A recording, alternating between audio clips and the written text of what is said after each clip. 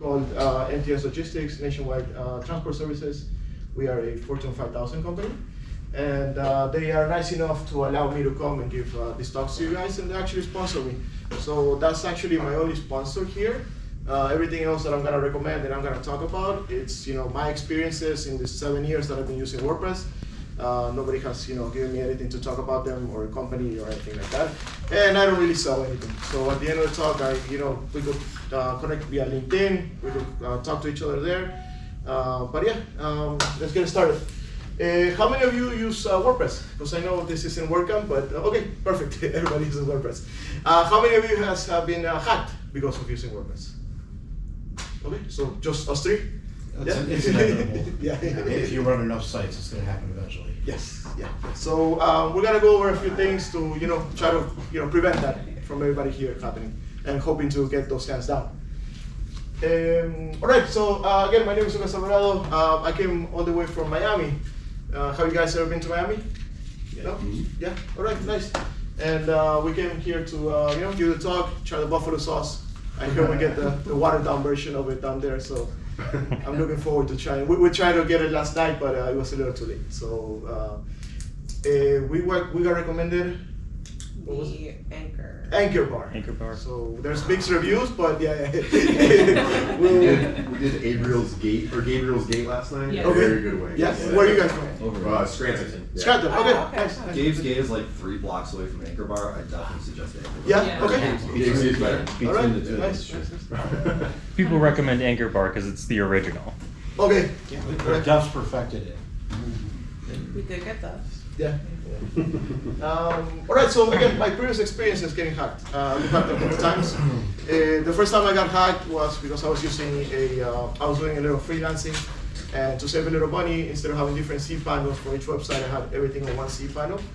And the best practice would be to have a cPanel for each website. I think everybody here knows what a cPanel is, right? You have your files, your databases, your emails, domains. So ideally, you want to have a different cPanel for each website. If not, it's going to happen what happened to me, that someone found a vulnerability on one of my sites and they were able to access everything. So yeah, it was very embarrassing. I had to work a lot to get them up. I used Time Machine to try to get the content, the pictures, the everything, because I didn't have any backups. This was at the beginning of my career. So yeah, I've learned a lot from there. But yeah, that definitely made me a better developer. Again, so we have a quick diagram. Usually you have a WHM, and then those WHM handles all your cPanels, and ideally you want to have a different cPanel for each website. How many of you guys do that right now? Yeah, I bet you guys have agencies, right? And you have different websites that you handle, and you have a model of different servers, or do you have different cPanels? How do you guys? What's your workflow? I have my own server. Each domain has its own cPanel. Okay. I'll probably be able to add a whole bunch of stuff to your talk there. Okay, perfect, awesome. All right, so a necessity. Why does security matter? We want to prevent data breaches. We don't want users come to your website and they give you their IP address, cookies. Sometimes we ask for emails, names, phone numbers. We don't want to be part of a data leak. We don't want that information to be stolen because of us. So we're trying to prevent data breaches. We're upholding website integrity. Again, you want customers to keep coming back. You don't want their data stolen. Supports business continuity, almost the same thing. You want them to keep going back, to keep going business, to keep getting leads. And then you want to meet legal requirements. If you're running, for example, an e-commerce store, you want to, hello. Hey. If you're running an e-commerce store, sometimes you're saving also credit card information, and you don't want that credit card information to be stolen and sold in the dark net or used on different websites. You should not be doing that. You should not. What do hackers do when you get hacked? Ransomware. It's very easy to just block your whole website and just point to a different thing. They want to insert malware and backdoor, so they could potentially get an admin, a user with a similar name to someone that you already currently have, and then they could go back to your website whenever they want to and do changes, look for things, steal data, whatever it is that they're looking for. Again, it's still sensitive data. It's very easy to access, PHP admin, do a quick SQL export, and you have all of the data there. You use server for botnet activities, so sending phishing emails, spam emails, and stuff like that using your server.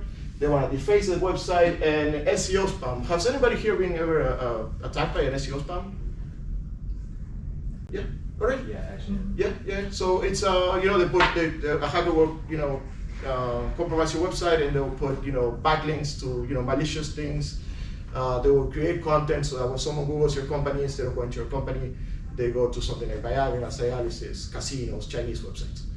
So basically, that's something that is usually hard to catch. That's why you should, do security, run security updates, very often. The importance of security, we have the information there, but believe it or not, 46% in 2024, 46% of the attacks were phishing emails still. And that number is expected to go up. So make sure that we're training, your employees, that you're training the people that you work with. If you work by yourself, again, if you see an email from someone that you don't recognize, an email from, make sure that you're reading the email addresses, make sure you're not clicking on any links. I do get at least once a month an email from my boss saying, hey, my boss's name is Jason, the owner of the company. He said, hey, Lucas, I need you to go get, $50 gift cards from Amazon, from eBay, whatever. And then, but for someone not as techy, they might see the boss's name and Jason at realcompany.com, or they try to be creative with the domains that they use. So make sure that we're training employees. There's also a story, or there's something that happened a couple of years ago. Now we're more open to attacks with AI. So somebody called a bank using just a C-level executive voice that they recorded using AI, and they called an employee saying, hey, look, we need this confidential information. And the employee sent that information because she heard the C-level employee's voice, and the bank lost millions of dollars. So that's a new thing that hackers are using now as well. So even with if you respond to an email that's like from your actual boss's email address, there's a hack out there where they actually take over the response feed. So they take over the RSS feed from that person's email. So when you respond to the actual email address, it actually diverts the email over to somebody else. So make sure you Oh wow, okay, call them. nice, I didn't know that. Oh, it's a pain in the ass. Yeah, yeah, no, they're getting creative, and with all the tools that we have now, I started my career as a software developer. I transitioned to a project manager, but nowadays with AI and everything that's going on, I'm a senior developer now. So I use, I don't know if you guys use, I use Claude a lot, and I use Cursor. I don't know if you guys do any vibe coding, but I made a couple plugins with Cursor. All right, how safe? Ooh, what happened here? I'll basically read it for you guys. So if you have 4 to 11 plugins, you're 1.6 times more open to get hacked, 2 times more open if you have between 11 and 20, and 4 times more open to get hacked if you have 20 plugins or more. And then how safe is your password? And then if it's one character, you're gonna get hacked immediately. It's gonna get guessed immediately, and then it goes up. Sorry, I don't know what happened to this graphic.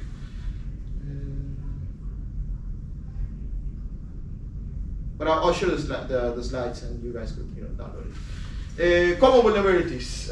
Again, outdated plugins. Make sure you're updating all your plugins, that you're using reputable plugins, things that are being updated recently. Every 2 or 3 weeks. There are companies that you know. Same thing for themes. Make sure that you're using reputable themes. Don't use themes of companies that you don't know, and also have a child theme, so you can make your changes there. And when you update the theme, you're not losing your changes that you're doing. Weak passwords, like we kind of saw. If you have a short password or something easy to say, like a name, phone number, email, something that is very easy to crack, it's gonna get cracked. And then insecure hosting. Learn from my mistakes. Don't chip out of hosting. I don't want to say any names, but the guys downstairs are pretty good. Recommendations. So updating practices. Again, regular updates for WordPress core, plugins, and themes. And then I've done this before. I'm not a big fan. Automatic updates. I know it's hard running a business. I know you're chasing leads, nurturing leads, finding new leads, making phone calls, and sometimes you don't want to go back in your backend, WordPress backend, and update plugins or themes. So there is a new things coming up now that you could just do that automatically. Make sure that if you do go this route, that it's compatible with your website, that you have an update scheduling. When I did try this, I used to run it on Sundays, like at 2 a.m., so that I could check it first thing in the morning, make sure that everything looks good. If you're using, what is it called, the page builders. If you're using page builders, sometimes the plugins check that the code is correct, but the front end of the website might be broken. So make sure that you're QAing if you're going this route. Selective on updates. Make sure that you're able to select what plugins you're gonna, and update automatically and not just everything. Make sure that it also does a backup before it does all of this. And you're getting an email once it's done. And yeah, easy to use. Like you could just go in the dashboard and with a few clicks or a wizard, you could set it up.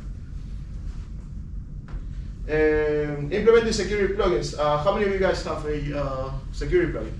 Right? Yeah, I think we all do. It doesn't really, you could choose whichever one you like. Usually what I look for is a firewall protection, malware scanning, brute force attack protection, and security hardening. We use WordFence where I work at. It's pretty good, but usually, Sucuri is very good. There's a few of them that are pretty good. I also solid security from iThemes. Okay. It's called basic security now. Same thing. If you do a search for iThemes security, that's a good one. Okay, all right, nice. And what do we look for in a security plugin? Comprehensive threat protection. Are you getting an email every time something is happening? When you're getting brute force attack, is someone trying to log into your website 10 times? Are you getting an email when that happens? Performance impact. Why is the more plugins that you add to your website, the more your performance might go down on speed. I always have a debate with my product lead at work that his name is Sebastian, and we always fight. I always say that speed is number one, and that if someone is waiting a long time for your website to load, that they're just gonna leave. And he's more of a designer, so he always says if the website looks like trash, they're gonna leave anyway. So we always fight about that, and sometimes I win, sometimes he wins, but it depends on the day. User interface. Is it easy to set up? Does it have a wizard? Is it giving regular updates? Customer reviews and ratings. What are people saying about it? What are your colleagues saying about it? It's gentlemen, what is your name, sir? Scott Herman. Scott Herman recommended something that we didn't know, or at least I didn't know. So we might talk to him about it after as well. And supporting documentation. I also use AI now. Usually, with a simple prompt like, hey, I'm using WordPress. I have, this is my goal. I'm running these plugins. What security plugin do you recommend? And it'll probably give you a good recommendation.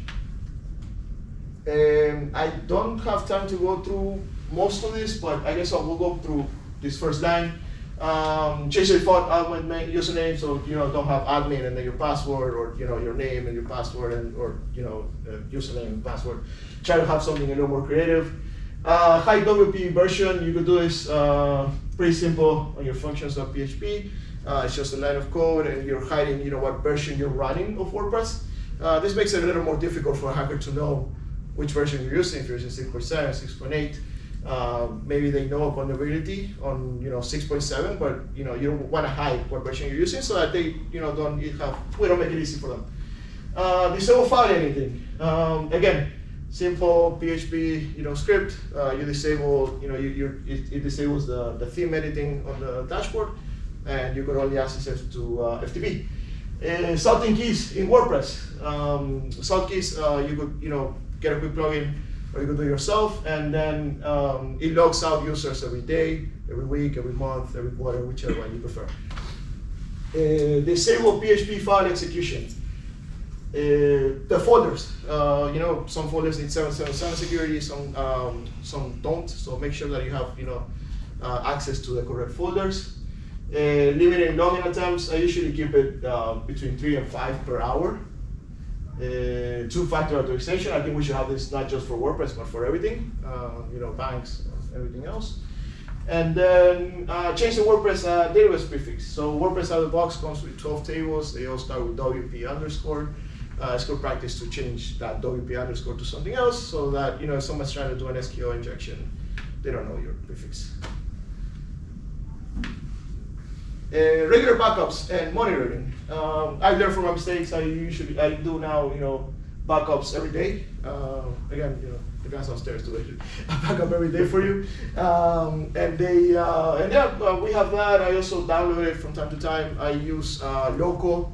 I don't know if you guys use Loco for you have your WordPress version there as well. So you have an offline version of your website. So just in case something happens, you could get start up a new server and you have your website up and running in a few minutes. What to look for in a backup plugin? So backup scheduling and flexibility. Are you able to schedule when are you doing the backup? Can you schedule it? If you have a blog site, there's not really a point for you to back it up every day. But maybe if you have an e-commerce and you're doing sales every hour, every 30 minutes, you might want to do backups every 30, 45 minutes to an hour, so you don't lose that customer's information. So it really depends on what you're doing with WordPress. Compatibility and updates. I need to find a better word for that because I always mess up. I will say if you speak Spanish, sometimes it's a little hard to get your words out, especially in English. So yeah, again, does it work well with the other plugins that you're using? Comprehensive backup options, reliable restore functionality, and support and documentation. There was a company that I was consulting for that did backups correctly, but they had them all saved in the same server, the same cPanel. So if something did happen, they will have lost everything. Yeah. So make sure that Server. yeah. So the You need a backups, secondary server to back. secondary server, a drive, offline, whichever one you prefer.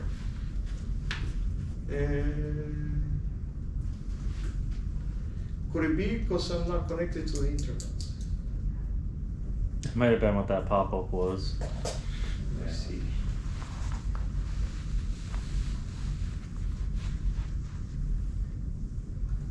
If I can say also, don't use I your got a social hotspot if security you as a want it. password. I work in banking, and the amount of people that have their social as a password God. is Wow. concerning, Oh, God. or as their PIN for their card, and they carry it with them. And I'm like, well, yeah, you got, someone took all your money because you had it all together. It's kind of like, piece it together. That is heinous. Yeah, not a good password. Keep that to yourself. Wow. This is a good example of having something offline. So I did have it offline. This is the one that we couldn't look at before. And then we have. You need a connection, I'll show you my hotspot. Yeah, no, I think we should be good now. Thank you. So this will be a common workflow that I've been using recently. So again, it starts with local. I think we said that we all use it. From local, we move to development, staging, and then QA. Is it ready to deploy? If it's ready to deploy, you deploy it to live. If it's not ready, review and fix issues. Go back to staging and QA again. Is it similar to what you guys are doing now? Is it something that makes sense? But yeah. Conclusion and QA. So key takeaways. We talked about updating plugins and theme regularly. We talked about not reusing passwords for for different websites. Installing a security plugin using two-factor authorization. Limiting admin users. Do mostly site scans. I don't think we talked about that, but there's a website. Sucuri offers a free site scan. That you just go to their website and you put your URL and it tells you your IP health and it tells you some of the files are if they find any malicious code. Has any of you guys seen any malicious code before? Seen what? Malicious code like hackers code, like it looks like symbols and it's easy to detect. It's not easy to find the name of the file because they try to name it the same thing as WordPress files, but once you go in, it's completely different. And then again, have off-site and offline backups of your website is very important. So these are my offers. This is all I could offer you guys. LinkedIn correction if you wanna connect with me if you wanna, anything else that you would like to have seen in this talk today, anything that you could, provide me information of that I could improve it. I am giving this talk in New Jersey in WordCamp in June, I think it is. And then I'm also going to Brighton SEO in September. So I'm also talking about, WordPress security. So if you guys, if any feedback is welcome. And then I'm doing also mock interviews. So I know that, if you are looking for, to break into tech, I was a server, 10 years ago. So I broke into tech with help of friends, help of people. So, and I never looked back. So I have interviewed around 100 people for, web development, web design, SEO, PPC. So if you know of anybody that's looking to do mock interviews, I review your resume, I review your LinkedIn, and we talk for 30-45 minutes, and I help you prepare. But yeah, thank you so much. Thank you guys for being here. I know you had different options today, so, and I competed with big hitters. I heard Tim is good. I heard Michelle, I think it is on the phone, is very good. So thank you so much, and I guess we could come back to questions. A bunch of stuff to add if you want. Okay. Yeah. Does anybody have any questions? Yeah.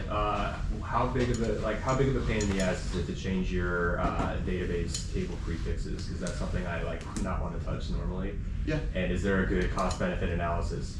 I don't know about the second part, but it should take you more. It shouldn't take you more than 10 minutes. There are plugins that can do it for you. Oh, you can do it. 2 seconds. Yeah. Okay. I would do it with an SQL. So if you have a like I said, an offline version, go on local, go on PHP admin, grab the SQL from ChatGPT. How do I change the WordPress prefix? Right now I have WP. It'll give you the SQL code, and that's it. Make sure that it works there, and that's Make sure you back everything up before you do that. Yeah, because it won't mess everything up. Yes. Do you have a process for vetting plugins for security before you install them? There's some things you look for. I usually just do a little research. See how many people are using it, what people are saying. I like YouTube a lot too. So I go on YouTube, and sometimes, most of the times, there's videos about the plugins and how to use them. And there's some, I can't remember the names right now, but there's some really good people that help out with WordPress development. When you download a plugin, you can see how many people are using it and what rating it gets. Right. And just do a search in Google to find out, whether they've had a lot of security issues. Yeah. I'll usually come through the code. I just didn't know if there's certain Okay. things to look out for so that you followed that might stand out as like, oh hey, this hasn't been updated in 4 years, so maybe you should install it. I recently went through the process of putting a plugin in the marketplace, and it's very extensive. They ask for a lot of things. Yeah. So they're not just allowing anybody just to put a zip folder and the plugin. So if it's something I didn't catch, it's because they hide it, really well. Okay. Anything else? I think I went by a little bit too fast. I thought I wasn't gonna have enough time. But yeah, no. Again, thank you so much for being here. I know this is probably the first time that Buffalo is doing something like this. Having a great time. So hopefully you guys liked it, and I could come back next year if there's. Yeah, add a few things to your talk. We could talk about it later for sure. Okay, so iThemes, I mentioned basic security.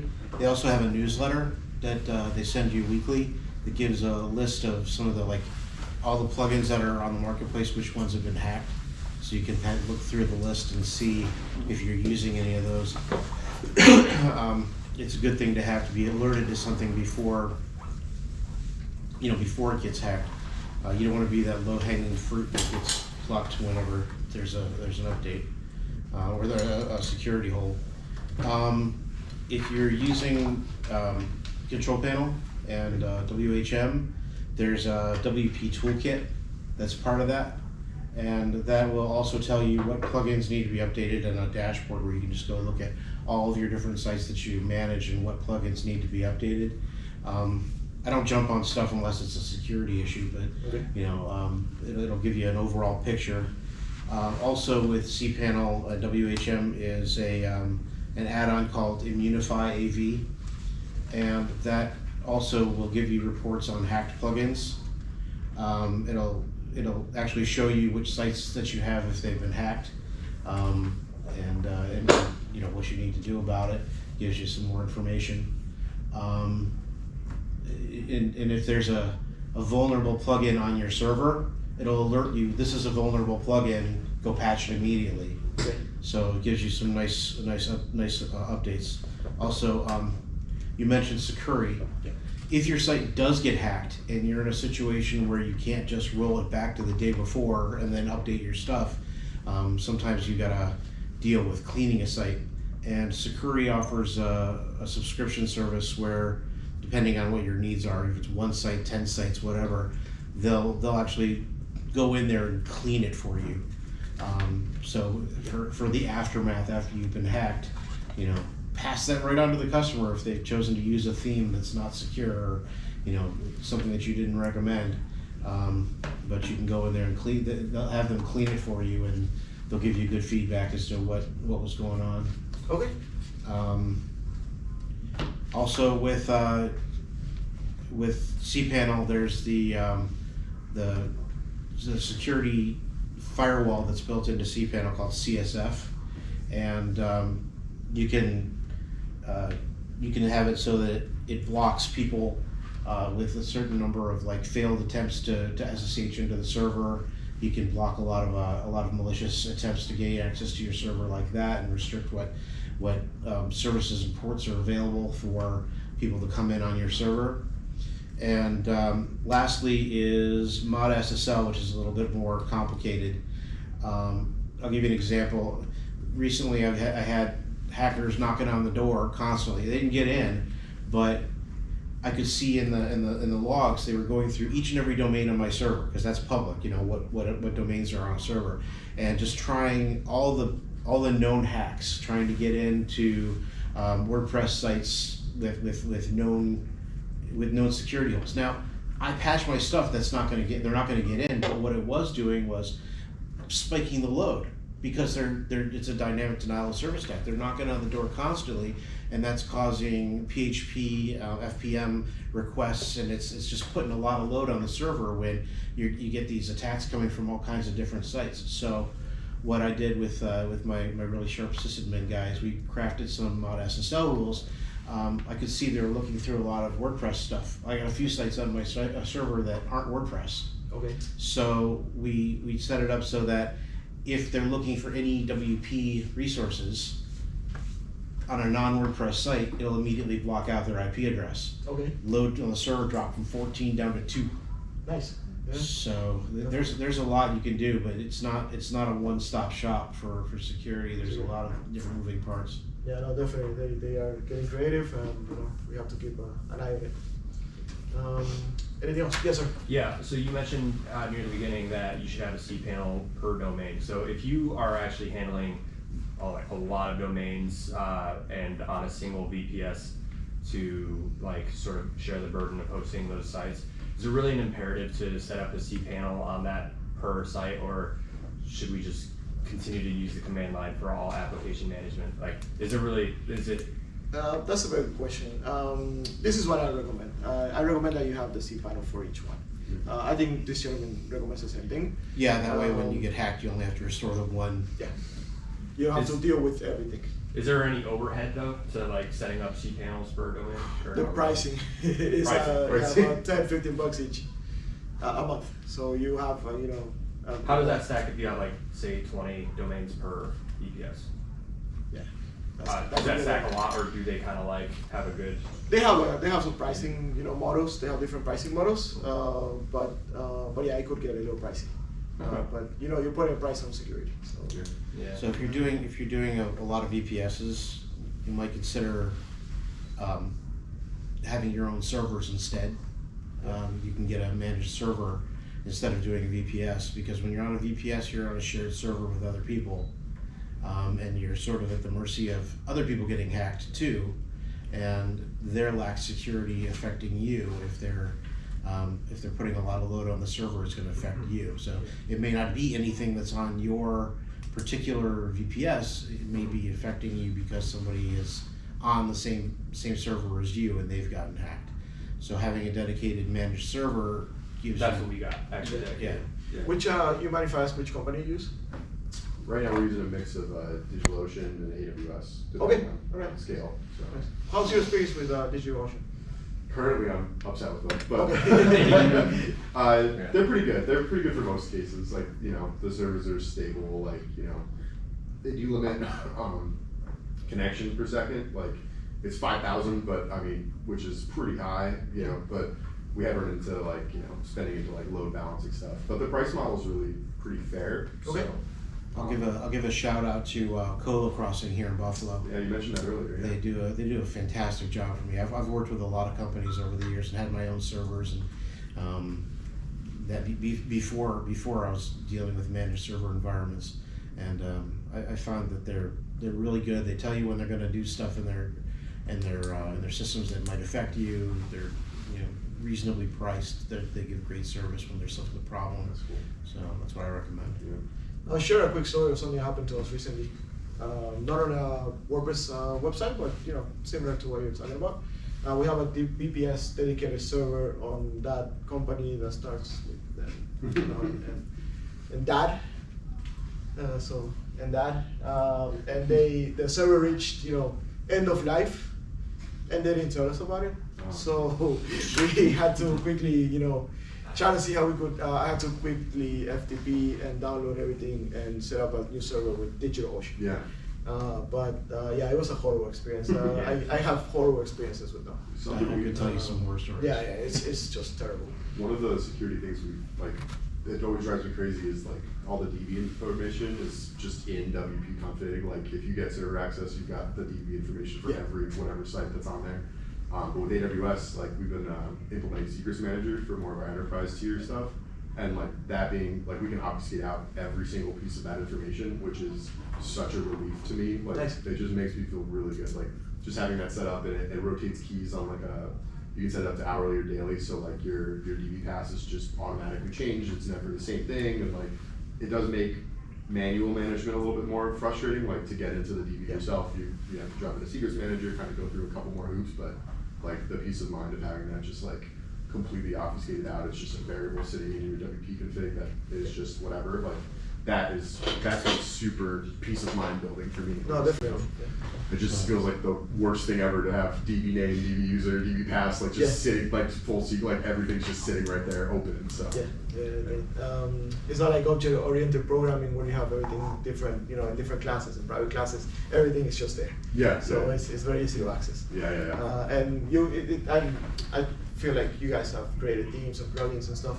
It's so easy to break a WordPress site. Like you just close out a PHP wrong and that's it. Like, you have technical issues, you know.